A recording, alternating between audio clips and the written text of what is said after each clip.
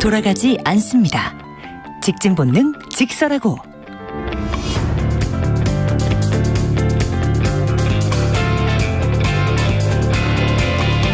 말 돌리지 않습니다. 할 말은 합니다. 일요일 2부 직진 본능 직설하고 시간입니다.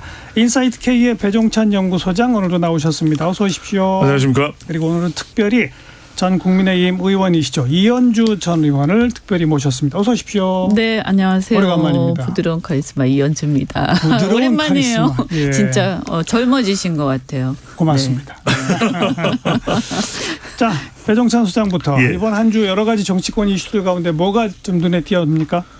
일단은 뭐 국외 이슈도 하나 말씀드려야 될 것 같아요. 지난 6일 월요일이죠. 발생을 했던 튀르키예 대지진. 예. 너무나 큰 참사고 지금 미국의 예측으로는 10만 명 넘을 거다. 10만 명 이상 사망자 발생할 확률이 AI 분석을 통해서 뭐 24% 이상 된다 이런 이야기 나오는 정도고요. 또 국내로는 뭐 국힘 전당대회 컷오프 결과 이야기 안 할 수 없을 것 같고요. 그렇죠. 천하람의 바람. 예. 그다음에 이상민 장관 탄핵도 이야기를 할 수밖에 없겠죠. 예. 가결된 그 부분. 그다음에 예. 이재명 금요일이었습니다. 이재명 대표 서울지검에 중앙지검에 출두한 세 번째 출석. 그렇습니다. 뭐 이제 더 여야 간의 신경전은 깊어진다고 봐야 되지 않을까요? 예, 네. 예. 우리 이현주 전 의원께서는 어떤 뉴스 눈에 띕니까? 뭐 단연 50억 무죄죠. 네. 뭐 거의 뭐 그 충격. 예. 저는 그 얘기 듣고 우리 가족들이 너무 놀래가지고요. 그날 거의 잠을 못 잤어요. 분해가지고. 너무 화가 나더라고요. 뭐 어찌 이런 일이 다 있냐. 근데 저만 그런 게 아니라 제 주변이 다 그랬거든요. 네. 그래서 이게 큰 사건이구나. 제가 볼 때는 이 사건이요. 박근혜 정권의 정유라 사건. 그리고 문재인 정권의 조민 사건. 네. 네. 거기에 맞먹는 사건이다라고 예. 생각을 합니다. 그래서 국민들이 그 촛불 집회 이후에 이게 나라냐 이렇게 계속 외쳐왔는데 이때까지 하나도 바뀐 게 없구나. 어쩌면 더 심해졌구나. 예. 여기에 이제 좌절을 해버린 거죠. 예. 아마 분노가 저는 이번 이 사건에 대한 분노는요. 엄청난 그 충격이 있었던 것 같고. 그럴 것 같아요. 네, 저는 그냥 보통 일이 아니다. 그리고 이게요. 사실은 사법부의 문제이긴 하지만요. 전체적인 어떤 국가의 문제로 사람들이 인식하기 때문에 이것은 이제 정권에도 저는 좀 타격이 있다 이렇게 생각합니다. 그 언급하신 정유라 관련 최순실 다 유죄받았고 조민 관련 조국 뭐 다 유죄받았는데 곽병채 관련 곽상도는 대부분 무죄입니다. 이게 참 그런 거 아닙니까? 그렇죠. 거기다가 이게 비교가 안 돼. 솔직히 앞에 것들도 다 문제가 있는 사건이지만 말 3마리 그다음에 뭐 600만 원 그런데 이거는 50억이에요. 50억. 물론 뭐 세전이긴 합니다만 도저히 이해를 못하죠. 그래서 빅데이터 상에서 덜끓었던 건 물론 저는 이제 굵직굵직한 사건을 우선적으로 말씀드렸기 때문에 뭐 국힘 전대 결과나 말씀드렸습니다만 실제 국민들에게 차지하는 분노의 비중은 이 곽상도 의원 아들건이 더 크다고 봐야 되겠죠. 그렇죠. 그래서 오죽했으면 이제 신종 상속 기법이 생겼구나. 신종 뇌물 전달 수법이 마련됐구나. 그러니까 누군가에게 그냥 아들한테 줘버리고 아무 상관없다. 걸려도 뭐 무죄인데 뭐 이런 식이 되지 않냐라는 이야기가 나올 정도죠. 지금 정의당에서는 이 곽상도 건 특검하자 이런 목소리가 바로 튀어나오지 않습니까? 해야죠. 저는 뭐 그날 바로 제가 페이스북에 글을 썼고 그거 뭐 보니까 엄청 많이 보셔가지고 근데 거기서도 제가 이건 특검을 할 수밖에 없다 이렇게 얘기했는데 왜냐하면 이게요 수사가 제대로 됐으면 이렇게 나올 수가 없어요. 그리고 저는 또 이해가 안 되는 게 이쯤 되면 판사도 제대로 이 보강을 해서 뭔가 증거를 내놔라 이렇게 검찰 쪽에 요청을 했었어야 되거든요. 성명 같은 걸 했었어야 된단 말이에요. 근데 안 했어요. 보면 안 했으니까 이때까지 왔죠. 그리고 사실 그 하나은행 컨소시엄 건도 그냥 한 번 뭐 불러가지고 뭐 어떻게 하더니 그냥 흐지부지 된 것 같고 그 다음에 이게 사실은 이 대가 관계가 꼭 하나은행만 가능하겠습니까? 이 아들이 그런 얘기도 한 적이 있지만 자기 아버지 의정 활동하면서 뭐 이런 비슷한 얘기도 있지 않았습니까? 그럼 의정 활동하면서 어떤 이익을 이익 관계로 볼 수 있는 게 충분히 있었을 거고. 사업의 편의를 도와준다거나 그럼요. 이런 것들. 네. 그리고 그런 걸 어쨌든 검찰이 못 찾아낸 거죠. 안 찾아낸 겁니까? 생각을 해보세요. 이게요 50억이에요. 그리고 이게 사실은 말이 50억이지 전체적으로 봤을 때 저는 법조 카르텔의 어떤 한 일부라고 보이거든요. 그렇죠. 이게 단순히 그 사건 끝나는 게 아니잖아요. 뒤에 다른 뭐 박영수 특검에 다른 50억 클럽하고 쭉 이렇게 보면 연결되죠. 고질적인 큰 이건 구조적 비리예요. 그래서 이게 아주 대표적인 어떤 건설 프로젝트에서 정치권 내지는 언론 또는 이런 검찰 법조하고 다 결탁되어 있는 종합 비리 세트인데 이런 것들에 대해서 그냥 곽상도 한 사람만 이렇게 문제된 것도 저는 이해가 안 되고요. 나머지에 대해서 수사도 안 하는 것 같잖아요. 그러니까 그 전반적인 이른바 50억 클럽 대목을 전부 다 특검해야 한다. 그런 그럼요. 말씀이십니까? 네. 그렇죠. 이제 국민들의 정서상으로도 일단 이해하거나 납득할 수가 없는 부분이고 기왕 이야기가 나왔으니까 좀 다른 주제 들어가기 전에 또 이현주 의원께서도 법조인 출신이잖아요. 법조인이시기도 하고 법조 자격도 가지고 계시는데 저는 제일 이해가 안 됐던 것이 어떻게 그 곽상도 전 의원의 전민정 수석의 아들을 독립적인 개체로 보더라고요. 그러니까 아들이 결혼도 했고 독립된 가구를 가지고 있기 때문에 50억을 받든 그것이 뭐 퇴직금이든 아버지하고는 상관없는 일이지 않느냐.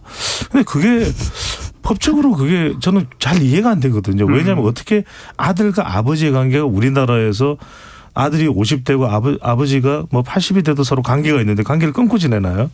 근데 그걸 완전히 법원에서는 독립적으로 봤다는데 그 부분에서 이현주 의원께서는 어떻게 생각하시는지 저는 궁금하거든요. 아니 그것도 말이 안 되는 게요. 그러면 정유라는요. 그럼 박근혜 대통령 정유라는 독립이 돼도 한참 독립돼 있죠. 아니 그리고 조민은요. 그러면 거기는 그러면 딸 부녀지간이니까 문제가 되고 여기는 부자지간이니까 문제가 안 됩니까? 결혼해서 독립가구라서 괜찮다는 논리. 그러니까 그런 논리가 이게 그리고요. 저는 누가 그러더라고요. 뇌물 받으려면 애를 빨리 결혼시켜라. 아니 그리고요. 우리가 상식적으로요. 이 회사에 들어간 배경 자체가 아버지와 관계돼서 들어간 거 아닙니까? 이 회사에 입사하게 된 것 자체가 그렇게 보이잖아요. 그런데 그러면 이 아들이 이게 그냥 평생 벌어도 벌기 힘든 50억을 퇴직금으로 받았어. 한 5, 6년 일하고 나서. 그러면 당연히 가족들 사이에서 화제가 될 거 아닙니까? 그러면 아버지가요. 검찰 출신이고 그런데 이거 보고 그리고 처음엔 몰랐다고 그러잖아요. 아니 그게 모를 수가 없는 거죠. 어떻게 모릅니까? 그리고 나중에 알았다 치더라도 아니 이거 보고 깜짝 놀라서 네가 어째서 그렇게 하는 거냐라고 하면서 당장 돌려주라고 해야 맞는 거죠. 근데 아무 말 없이 지나갔어? 그 자체가 뭔가 모종의 어떤 공감대가 있지 않고서는 아무 말 없이 어떻게 지나갑니까 그게. 있을 수 없는 상식 밖이에요. 상식 밖. 검찰이 그 검사 선배라 봐준 거 아니냐라는 얘기도 나오고 하는 와중에 지금 항소심부터는 이 공판 유지 검사를 더 투입해서 뭐 해보겠다고 하는데 뭐 항소심에서 뒤집어질까요? 아니 좀 뭐 법률적인 얘기기도 하고 또 저도 이제 기업에서 이렇게 임원한 입장에서 이렇게 보면요. 말도 안 되는 얘기고요. 그다음에 이거 공판유지 검사를 더 투입 그게 아니고 보강수사를 해야 돼요. 보강수사해야죠. 네. 보강수사를 뭐 공판유지 그러니까 뭔가 하긴 해야겠는데 대충 형식적으로 지금 대응하는 것 같아요. 검찰에서. 1심이 끝난 후에라도 보강수사 할 수 있는 거죠. 할 수 있죠. 충분히. 당연히 해야죠. 그런 얘기가 안 나오는 걸 보면 역시 문제가 있어요. 검찰 선배라 봐준다는 얘기를 안 나올 수가 없네요. 그러니까 그런 이야기가 뭐 오얏 나무 밑에서 각근을 매지 말라는 이야기를 하는데 왜 그러냐면 박지원 전 원장도 이야기가 그 검사의 그 판사다는 이야기를 하거든요. 그러니까 더군다나 다른 어떤 이슈보다도 공정을 강조하는 것이 현 정부고 또 검찰이거든요. 그 어느 때보다도 강조하고 있는데 그렇다면 이 상식을 떠나서 법치식상으로 보더라도 얼마든지 이 부분을 법 전문가 연관해서 더 파헤치면 충분히 연결관계를 확인할 수 있는 것조차 안 했다. 그러면 이제 납득을 못하는 거죠. 그리고요 보시면요. 아니 어쨌든 간에 야당 측에 대한 수사를 할 때는 아니 수백 번인지 수십 번인지 하여튼 압수수색을 그냥 뭐 계속 연이어하고 언론에 나오는 거 보면 장난 아니지 않습니까? 예. 그런데 저는 이 대장동 건이 두 개의 줄기라고 생각을 해요. 한쪽은 성남시 내지는 이런 건설 비리가 있을 때 지방자치단체하고의 결탁 문제예요. 예. 또 한 축은 뭐냐? 법조 내지는 정치권하고의 결탁 문제. 그러니까 뒤를 봐주는 거죠. 예. 한쪽은 인허가 문제를 해서 사전에 장애물을 없애주는 거고 한쪽은 이 관련돼서 발생하는 여러 가지 잡음들이라든가 장애물들을 뒤를 봐주면서 제거해주고 보호해주는 거거든요. 그게 50억 클럽이죠. 그렇죠. 그런데 이쪽 수사는 거의 안 이루어지는 것 같고 이쪽에 대해서는 압수수색이 뭐 한 번인가 뭐 대충 형식적으로 하고 많은 것 같다. 예. 이거는 그나마 곽상도 전 의원 구속으로 어떻게 좀 해보려고 했는데 뭐 보석으로 1심 판결이 이런 식으로 나버리니까 그렇죠. 지금 이현주 전 의원의 얘기가 훨씬 더 힘을 받을 수밖에 없는 상황이죠. 맞습니다. 내친 김에 대장동 관련 쪽이니까 이재명 대표가 검찰 출석하면서 한 이야기 잠깐 들어보고 그 얘기까지 확대해 보겠습니다. 사실 많이 억울하고 많이 힘들고 많이 괴롭습니다. 지금처럼 포토라인 플래시가 장렬하는 이 공개소환 패술래 같은 수치입니다. 그렇지만 제 부족함 때문에 권력의 하수인이 된 검찰이 이제 권력 그 자체가 됐습니다. 승자가 발길질하고 짓밟으니 패자로서 감수할 수밖에 없습니다. 권력이 없다고 없는 죄를 만들고 권력이 있다고 있는 죄도 덮는 유권무죄 무권유죄의 검사 독재 정권에 결연히 맞서겠습니다. 네. 또 저런 발언과 함께 이 곽상도 전 의원 판결을 두고서는 나를 수사한 검사에 뭐 10분의 1만 투입했어도 뭐 이런 결과 안 나왔다는 식의 또 발언도 하기도 그렇습니다. 했었죠. 어떻게 보세요? 결과적으로는 이 부분이 계속해서 검찰이든 또는 윤석열 대통령과 정부의 계속해서 부담과 치명타가 될 수밖에 없는 것이죠. 왜냐하면 이재명 대표에 대해서 수사하는 건 수사하는 것이고 그렇다면 결국 검찰의 수사나 법의 적용이라는 것은 형평성과 충분성이거든요. 그런데 뭐 수적으로도 중요하지만 저는 오늘 굉장히 중요한 말씀을 들은 게 이현주 의원께서 이야기하신 대로 그 이 수사의 깊이, 수사의 또 이 철저성 또 하는 그 부분이 더 강조돼야 될 거고 또 하나는 국민들도 의아합니다. 그리고 왜 50억 클럽과 관련된 곽상도 전 의원 건이든 아니면 박영수 변호사 건이든 왜 이 수사는 또 더 철저하게 안 하는 것일까? 그러니까 누군가의 관계에 의해서 거기 더 추가하면 뭐 김건희 여사 관련도 그러니까요. 있고요. 그런 부분들까지 철저하게 수사가 되고 그것을 밝혀내는 거예요. 그러니까 우리가 그 죄가 되는지 안 되는지 여부는 결국 수사를 통해서 철저하게 밝혀낼 때 있다 없다가 가능한 이야기 아니었겠습니까? 그러니까 국민들의 이 하등 의문이 남지 않도록 하는 것이고 그걸 하라고 대통령에 선출이 된 것이고 그렇죠. 검찰이 구성이 된 것이고 또 국회가 또 그 역할을 해야 되는 것이지 않겠습니까? 그러니까 원래 이거 이재명 그 성남시장 당시에 잘못이 있다면 그건 그대로 파헤쳐서 처벌해야 한다라는 국민 그럼요. 여론과 함께 그러나 수사의 형평성도 지켜야 한다는 여론 또한 있어 왔잖아요. 맞습니다. 기존에도. 근데 이제 계속 뉴스가 이제 이재명 대표권 뉴스만 쫙 나오다 보니까 나머지는 수사를 안 하니까 뉴스가 안 나오잖아요. 그렇죠. 그러다가 이번에 곽상도 전 의원 재판 결과로 다시 그 여론이 크게 불거진 그런 양상 아니겠습니까? 그렇죠. 그래서 이 사법 정의가요. 진영을 가릴 거는 아니잖아요.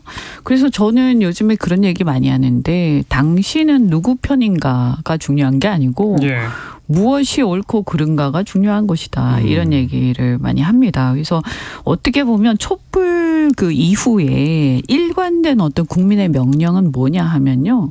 바로 이런 얘기예요. 그러니까 사법 정의든 어떤 우리가 뭔가를 적용을 할 때 아니 권력을 잡으면 자기 편은 봐주고 상대 편만 계속 이렇게 문제 삼고 적폐 수사를 하고 그다음에 또 적폐가 그러니까 상대만 적폐고 자기는 적폐가 아니에요. 이런 거를 사실은 이제 윤석열 대통령이 대통령이 되실 때 가장 기대했던 게 바로 그런 거였거든요. 예. 근데 이게 지금 이번 이 판결에서 대표적으로 무너진 아주 대표적인 사건이다라고 저는 보는 거죠. 네. 자, 그건 그렇고 이재명 대표에 대해서 검찰은 이제 더 소환은 안 한다. 대장동 위례 관련해서는. 하지만 또 김성태 쌍방울 건도 있고 네. 뭐 이것저것 또 소환될 가능성도 있지 않습니까? 그렇습니다. 다른 이제 검찰에서 소환이 되겠죠. 성남 뭐 수원 이런 식으로 될 것이고 이건 저는 끝날 때까지는 끝이 아닌 것 같아요. 네, 당장 구속영장 청구로 갈까요? 어떻게 보십니까? 뭐 어떤 뭐 일부 보도 보니까 할 것 같다 뭐 이런 얘기도 있긴 하던데 일단 뭐 제가 볼 때는 어쨌든 조만간 어떤 그 지금 구속영장을 청구를 할지 말지 이런 것들은 결론 내려야 되지 않겠습니까? 내려야죠. 네, 이 정도까지 왔는데 자꾸 계속 수사만 하고 있으면 그리고 어쨌든 야당 대표잖아요. 그런데 이거를 대체적으로 보면 뭐 우리 예를 들어서 뭐 김건희 여사라든가 이런 경우에는 소환도 안 한다 이런 얘기들이 나오는데 이 야당 대표에 대해서 소환하고 당연히 수사를 해야 되지만 좀 이렇게 딱 모아가지고 이렇게 압축적으로 해서 집중적으로 딱 해서 끝내야 되는데 계속 질질 끌다 보니까 어떤 문제가 생기냐면 이 국정이 계속 표류를 하는 거예요. 예. 이 상태가 수사가 국정을 끌고 다니는 그러면서 막아서는 이런 상황이 계속되기 때문에 물론 수사도 중요하지만 제가 볼 때는 빨리빨리 아주 집중적으로 철저하게 수사를 해서 이제 결론을 내릴 때가 됐다라고 봅니다. 네. 결론을 일부러 안 내리고 자꾸 여러 차례 부르고 정치에 활용하는 거 아닐까요? 그러니까 저쪽에서 이제 자꾸 주장을 할 수 있는 여지를 주는 거죠. 네. 그러니까 검찰의 일정도 뭐 일각에서는 그렇게 이야기를 합니다. 주로 이제 보수 쪽 시각인데 뭐 수사할 것이 더 많이 남아 있기 때문에 일정이 미뤄질 수밖에 없는 것 아니냐 이야기를 하고 있는데 그렇다 하더라도 대체적인 뭐 일정에 대한 흐름 정도는 뭐 나와야 되겠죠. 그래야 이게 말씀하신 대로 이 국정에까지 영향을 주는 일이 없을 텐데 저는 이제 우리 시간을 통해서 계속 그런 이야기를 했거든요. 적어도 수사와 민생은 구분해야 된다. 그러니까요. 그래서 수사는 이재명 대표가 수사를 받더라도 지금 뭐 산적해 있는 현안들을 해결하기 위해서는 이재명 대표와 또 대통령이 만나야죠. 그건 뭐 수사는 수사고잖아요. 근데 지금의 안 만날 것 같아요. 그렇죠. 지금의 국면에서 보면은 안 만나죠. 왜냐하면 검찰 수사받는 거의 뭐 피의자 신분이기 때문에 대통령이 어떻게 만나겠냐. 게다가 뭐 국힘 내에서도 서로 간에 정치적인 세력이 엇갈리고 있는 상황에서 그런 일이 일어나기 좀 힘들다고 본다면 저는 이게 마냥 갈 수는 없을 거다. 그렇다면 적어도 저는 분기점이 되는 것이 이 대북 송금 관련일 것 같아요. 그러니까 검찰에서도 오히려 무게를 두고 있는 것이 김성태 쌍방울 전 회장의 대북 송금이니까 이것과 관련해서 이재명 대표에 대한 소환을 한 번 정도 더 결정을 하고 그 이후에 적어도 그 시점은 4, 5월경으로 저는 봅니다. 제가 분석하고 예측컨대는 그때쯤에는 체포 동의안 또 구속 이 영장을 좀 청구하지 않을까 검찰에서 그럴 가능성이 있지 않을까 싶습니다. 네. 뭐 김성태 쌍방울 그 대북 송금 그것도 이제 이재명 대표가 경기지사 시절 북한을 가는 거를 준비하자는 명목의 어떤 대북 송금 뭐 이런 시나리오 아닙니까? 검찰이 그리고 있는 것은 또 김성태 전 회장의 증언이라고 지금 알려져 있는 사실은. 그렇죠. 근데 이제 어제 제가 박범계 의원 지금 이 검찰 족제 대응위원회의 상임위원장 맡고 있어서 인터뷰를 했는데 그 모든 것이 완벽한 소설이다라고 하면서 단 하나도 입증될 수가 없다. 과연 북한 사람은 그럼 소환해서 조사할 수 있느냐, 뭐 하나라도 검찰이 증거를 내세울 수 있느냐라고 이제 반문을 하더라고요. 네. 이 점은 법조인으로서 어떻게 보세요, 이현주 전 의원? 그런 문제가 있을 수 있겠네요. 그러니까 그러니까 뭔가 진술을 받아내기가. 네.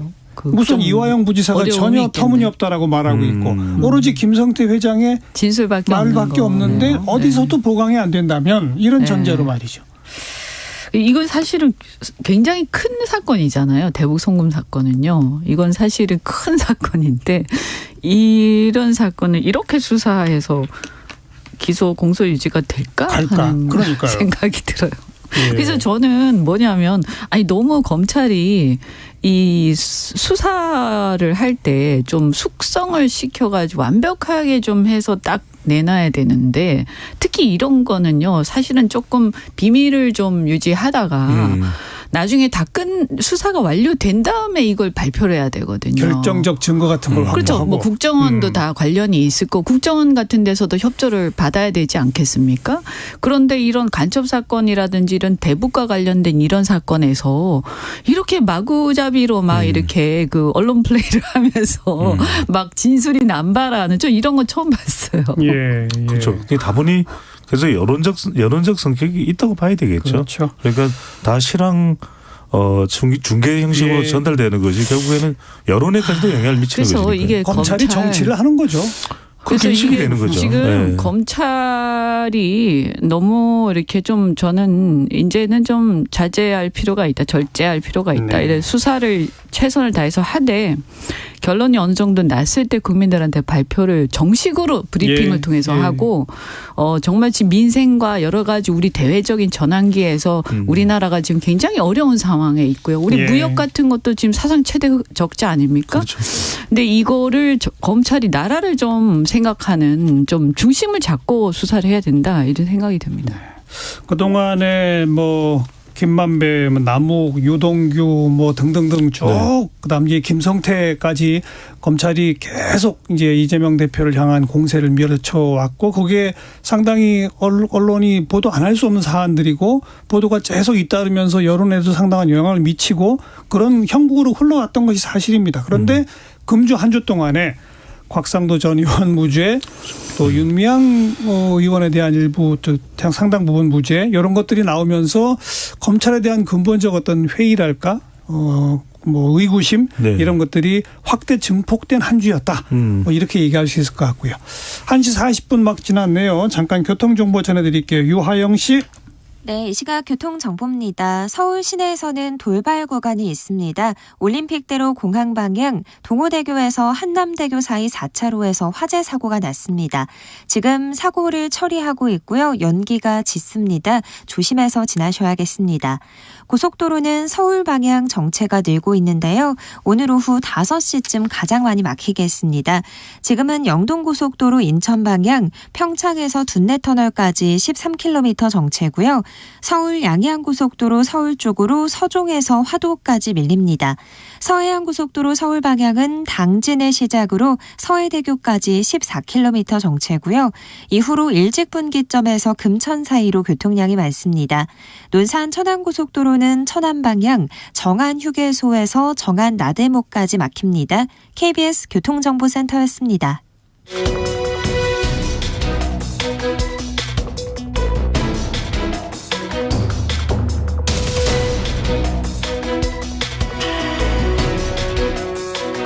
여러분께서는 직진 본능 직설하고를 듣고 계십니다. 정관용의 시사본부 일요일 2부 직진본능 직설하고 인사이트 K연구소 배종찬 소장 그리고 오늘은 특별히 이현주 전 의원과 함께하고 있습니다. 자, 국민의힘 본경선 진출자들이 가려졌습니다. 이준석계의 약진 그리고 친윤을 자처한 현역 의원들의 대거 탈락 뭐 이런 등등이 지금 뉴스의 제목을 장식하고 있는데 이현주 전 의원 예측하신 결과입니까? 놀라셨습니까? 아니 뭐 저는 대충 그렇게 갈 것이다라고 생각을 했죠. 왜냐하면 이제 최고위원 같은 경우에는 이 4명 그게 있지 않습니까? 4명이 뭐 되면 이 저 대표도 이렇게 사퇴시킬 수 있는. 그렇죠. 네, 4명이 사퇴하면 3명이 힘을 모아도. 네. 그러니까 지금 뭐 구도가 매우 복잡하게 돼 있어서 근데 이제 사람들이 대표는 어떻게 좀 대통령이 워낙 저렇게 하니까 좀 부담이 되는데 그래도 최고위원이라도 좀 견제할 수 있는 반대 세력을 좀 충분히 확보해야 되겠다. 이런 여론이 좀 있거든요. 예. 그리고 대표 같은 경우에는 이제 어쨌든 이준석계 지금 천하람 후보죠, 그죠? 예. 예, 아직까지는 뭐 이렇게 약진이라고만 이제 표현을 할 수밖에 없는데, 그런데 어쨌든 그래도 사람들이 지금 갈수록 역풍이 일어나고 있어요. 그러니까 뭐냐면 처음에는 그냥 어쩔 수 있어? 그냥 김기현 후보 하는 수밖에 없지. 대통령이 저렇게까지 나오는데 대통령을 부정할 수는 없잖아. 이현주 의원 오래간만에 여기 나오신 김에 조금 아까 표현이 대통령이 저렇게까지 하니까 아마 저렇게까지 하는 이유가 뭐라고 생각하세요?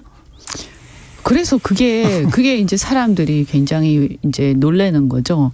그래서 저렇게까지 하니까 그냥 가야지라고 하다가도 지금은 이제 근데 너무 해도 너무한다 이렇게 된 거예요. 그래서 지금은 약간 역풍이 일어나는 중이다. 저는 이렇게 보고요. 그래도 아직까지는 대통령의 힘이 좀 있긴 한데 그 이유가 뭘까? 근데 공천을 대통령이 장악을 해서 뭐 하는 걸까? 왜냐하면 이번 임기로 끝나는 거 아닙니까? 단임이잖아요.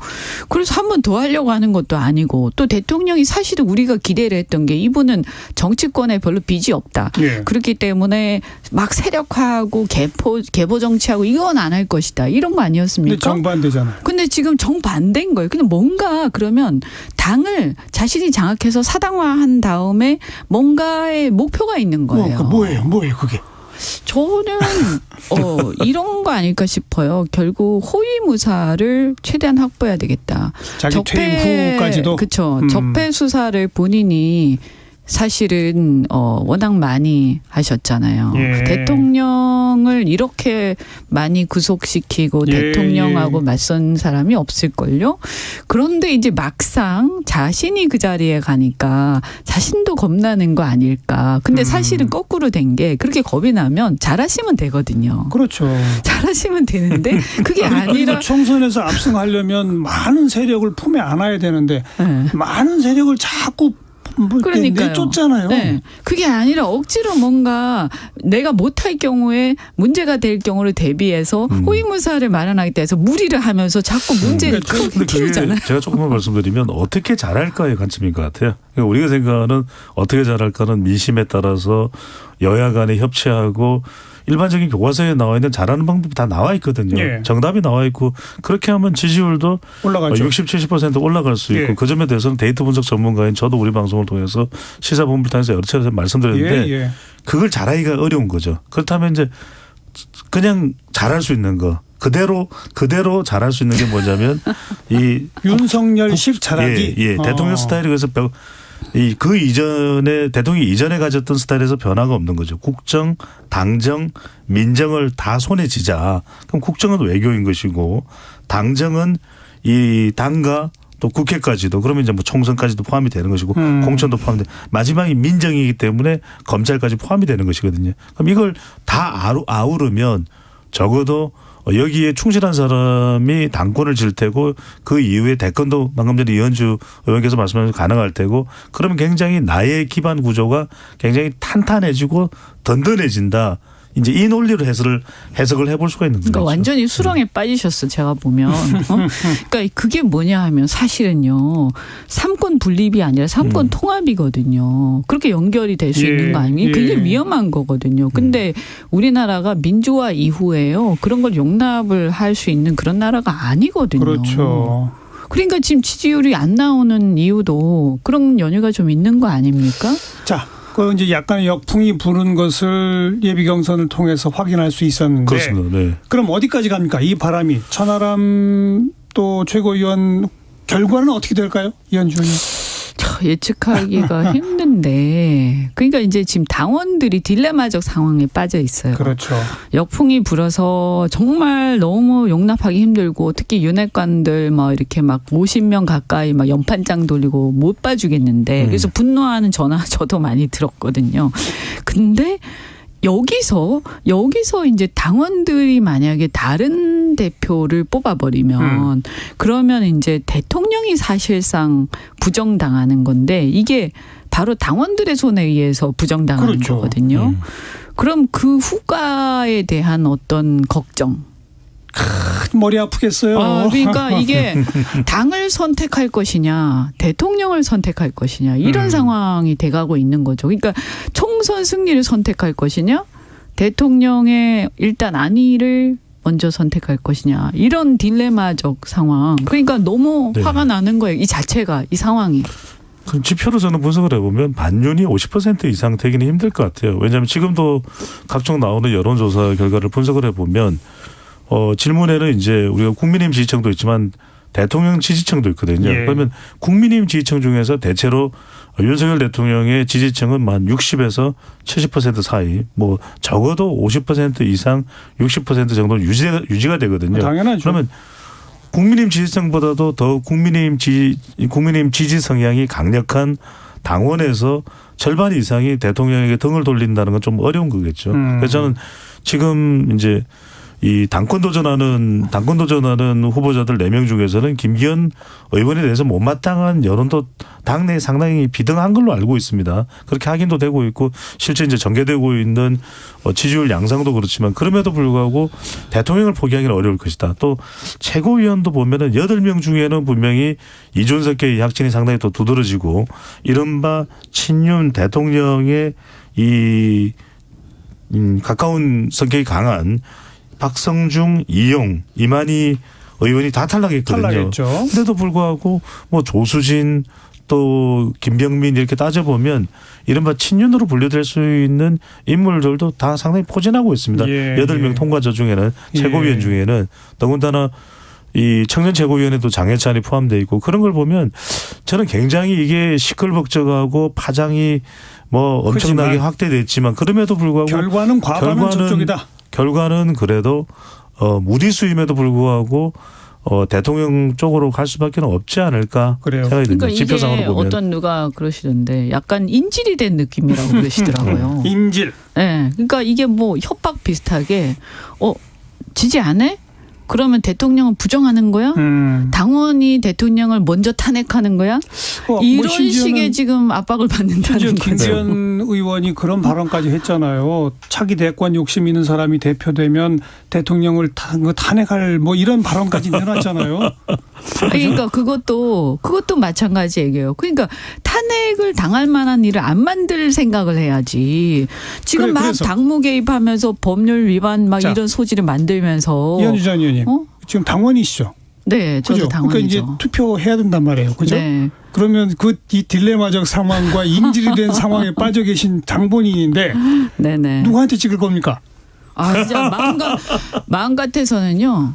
그냥 안 찍고 싶어요. 그냥 이제 보이콧하고 싶어요. 정말 그러고 싶어요. 근데 뭐 찍긴 찍어야 되겠죠. 한 표는 행사를 해야 되겠죠. 그건 비밀이죠. 네. 근데 이게 지금 저는 이렇게 봅니다. 이게 찍는 예를 들어서 김기현 후보가 된다 하더라도 이것은 김기현 후보나 대통령에 대한 신임이 아니에요. 아까 말씀드린 것처럼 인질적 상황에서 어쩔 수 없이 마지막 어떤 이 장전을 주는 거거든요. 권리를. 그래서 여기서 이제 그 다음부터 좀 문제가 계속되면요.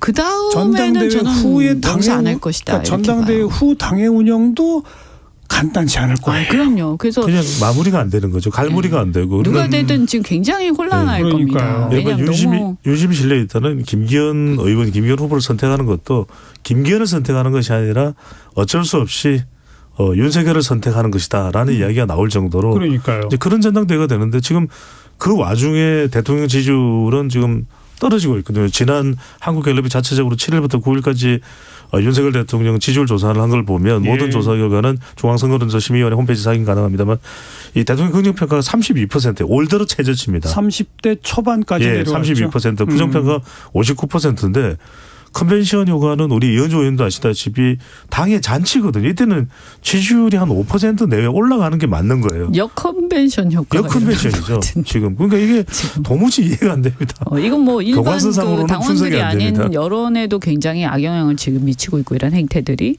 그래서 어쨌든 제가 볼 때는 이 이후에 저는 또 특히 윤석열 대통령이 명심하셔야 될 게 본인이 이 당의 걱정하시는 것처럼 뿌리가 없으세요.